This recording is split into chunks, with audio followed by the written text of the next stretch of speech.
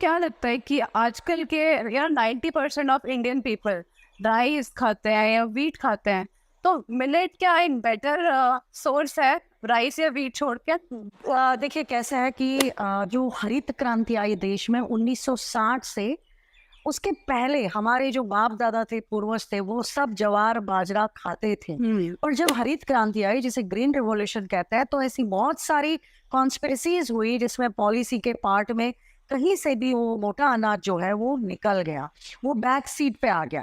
सो गेहूं की रोटी जो है, तो जैसे कोई दामाद आते थे या मेहमान आते थे तो तब भी बनती थी, 4 रोटी उनके लिए अलग से बनाई जाती थी। गेहूं हमारे लिए इम्पोर्टेड था, इंडिया का नहीं था।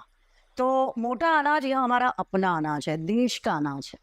तो आपको क्या लगता है गेहूं फिर इंडिया में कैसे बनना शुरू हो गया और मिलेट कैसे साइडलाइन हो गया? मिलेट के साइडलाइन होने की वजह ही ये रही है कि जब हरित क्रांति आई, ग्रीन रिवॉल्यूशन आया, जब भी ये पॉलिसीज बने, तो उसमें बहुत बार क्या होता है, ये एमएसपी मंडी के भाव या किसानों को, जैसे आजकल हर चीज इंस्टेंट चाहिए, हर चीज। तो फिर वो देश की व्यवस्थाएं हो, पॉलिसी हो, धोरण हो, किसान हो, तो क्या हो गया कि जैसे एमएस की रेट्स गेहूं का ज्यादा मिल रहा है, चावल का ज्यादा मिल रहा है, ज्वार बाजरा का वो वाला हिसाब किताब नहीं रहा है। तो दुनिया जो है ये इकोनॉमिक्स की ओर चलती है, कमर्शियल्स जो थे उसकी वजह से। और एक हमेशा एक वेस्टर्न का हमारे ऊपर इन्फ्लुएंस रहा है।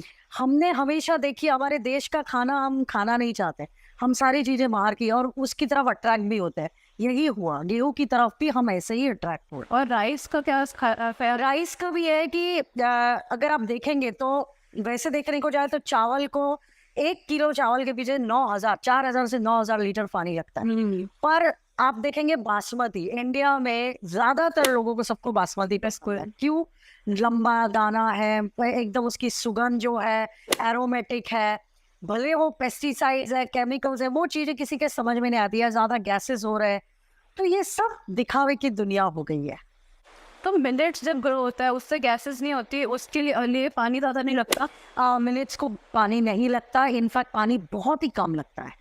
और जैसे आप देखेंगे बाजरा सा सूखे में आता है, आप देखिए गुजरात, राजस्थान, महाराष्ट्र, या आप सारे जो पॉजिटिव मिलेट्स देखेंगे, बार्नियार्ड, कोडो, मिलेट्स जितने भी है, पॉजिटिव मिलेट्स, माइनर मिलेट्स, तो ये सारे मिलेट्स जो है, यह मतलब सूखा भी होगा तो वहां पे भी आएंगे। तो पानी की ज्यादा, इसे बहुत ज्यादा पानी की जरूरत नहीं है।